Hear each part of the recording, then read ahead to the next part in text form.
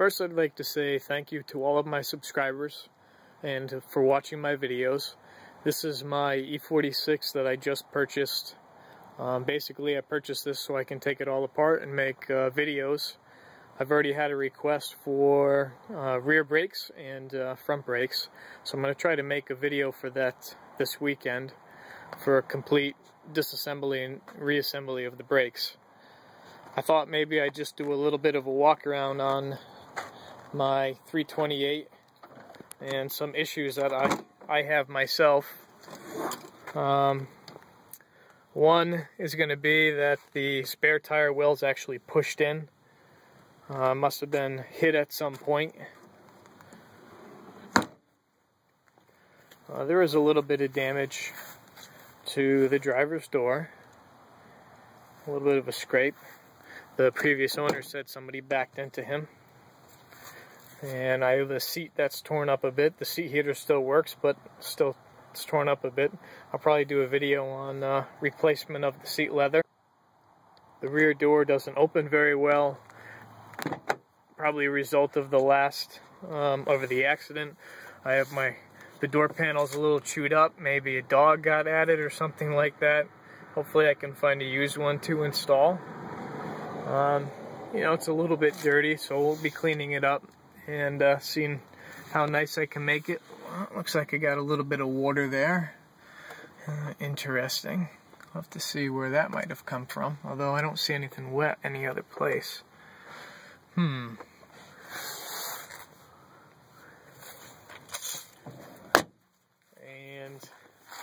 it is a manual transmission. It's nice I have IHKA, which is the heater control panel. And it does have a check engine light. My e-brake doesn't work. Pulls all the way up. When I do the brake video, I'll take a look at that and see if there's anything going on with the emergency brake, or maybe it just needs an adjustment. My instrument cluster reads -40, and that's usually a damaged or missing outside temp sensor. So I can do a video on replacement of the outside temp sensor. Now I do have a check engine light on. Vehicle runs, has an exhaust leak, 211,009 miles. Check engine light's on. So that'll be interesting to do with diagnostics on what it is. I haven't scanned it yet, so I'm not even sure what fault codes I have. So there's going to be a lot of things. I'm going to be tearing this vehicle apart pretty much top to bottom. Going to also do videos on replacing or removing the sunroof cassette, and yeah, the sliders are a little tough here. So do a video on replacement of the sliders. So I think I'm going to have a lot of fun with this vehicle, taking it all apart. Wipers, I still haven't had a chance to play around with everything. I don't even know if the radio works. Yeah.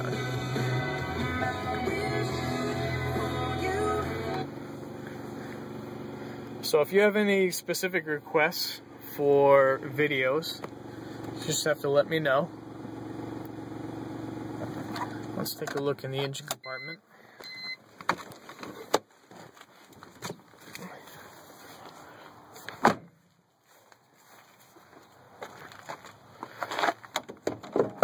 The previous owner did a lot of work on this. They were trying to fix some problems. It's got a new mass airflow sensor. It has a new electric fan, and this is the M52TU engine, technically updated, which is basically an M54 motor. But they called it the M52TU before it became the M54. Basically, it is a dual Vanos. I had originally thought that maybe this was going to end up being the M52 with single Vanos. The previous owner has already replaced the Diza and the throttle boot that is torn. Well, it looks like he put in a new vacuum line for the booster that usually collapses. And It's had a head gasket replaced about a year ago, although it might actually have another head issue due to an overheat from when a water pump let go. And I guess it's overheating still. A common problem on these engines with the aluminum block was that the aluminum block would actually break down and couldn't support the tension from the head bolts, resulting in either like the head would burp air into the cooling system and make the cooling system stop working correctly, creating an overheat. So I might actually have to take the engine completely apart. I probably will do it anyways. Oh, some random ground wire. Okay. Wonder why they put that there. Secondary air and AC. Someone asked me recently where the receiver dryer is, which is right here. So it'll be fun. I'll do a full disassembly. I might even go as far as pull the engine out and completely apart. I planned on doing that. I think there was some evidence of some gunk in the engine itself. Take the valve cover off and see what kind of stuff I have going on in there. It's got new O2 sensors. It does have an exhaust leak.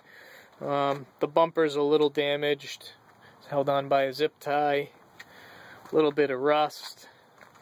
I mean, overall, it's actually, from a slight distance, a nice looking BMW, but it does need a little bit of work. The purpose of me purchasing this vehicle was really just so that I can make some videos, repair videos, and focus on an E46. A little bit of rust down here, and the previous owners already replaced springs, which is the normal problem with, I can't even get in there to see, I'll have to take a look. A little bit of rust here, and the common rust around the wheel well. But the previous owner replaced shocks with Bilstein and springs, so I'll have to take a look. And I think he also said he did a lot of suspension work as well. I haven't been under the vehicle yet to really give it a good look, but hopefully this weekend I'll be able to get a good look and also make that video as a request from one of my subscribers. Thanks for watching my videos, and a lot of E46 videos to come.